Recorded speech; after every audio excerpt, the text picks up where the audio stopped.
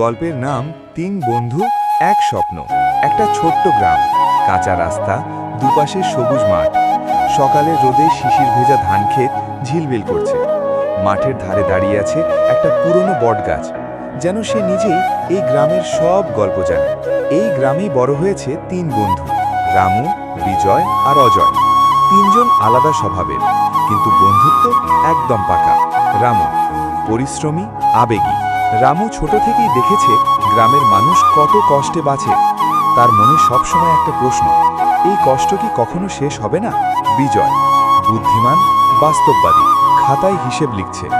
বিজয় জানে স্বপ্ন দেখতে ভালো, কিন্তু স্বপ্ন পূরণ করতে লাগে বুদ্ধি আর প্ল্যান। অজয় মজার, সাহসী, মোবাইলে ভিডিও দেখছে, হেসে উঠছে। অজয় মানেই হাসি, সব সময় মজা, কিন্তু দরকার পড়লে সে সবার আগে সামনে দাঁড়ায়।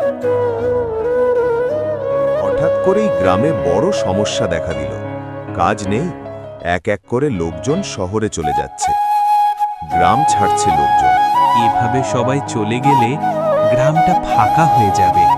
এটাই বাস্তব, কাজ না থাকলে কেউ থাকবে না। তাহলে কাজ বানাতে হবে এখানে।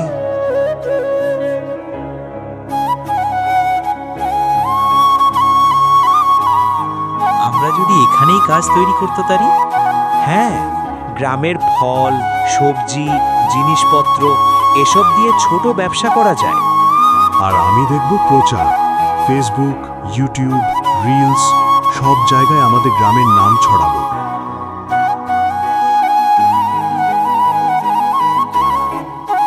কিন্তু পথটা সহজ ছিল না।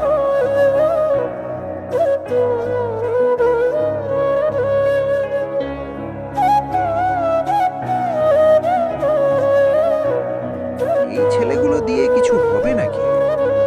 হয়তো আমরা ভুল ভাবছি। ভুল হলে ঠিক করব, কিন্তু থামবো না। তিন বন্ধু থাকলে ফেল শব্দটাই ভুল।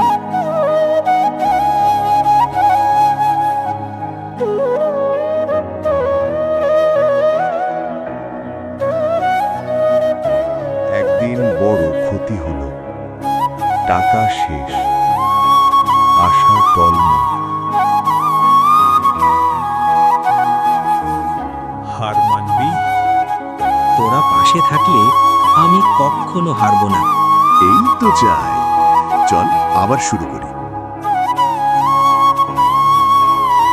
ধীরে ধীরে ফল আসতে লাগলো, অর্ডার বাড়ল, গ্রামে আবার কাজ ফিরল।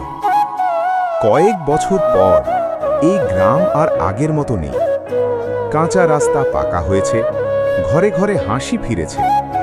তিন বন্ধুর বন্ধুত্ব আর একসাথে দেখা এক স্বপ্ন।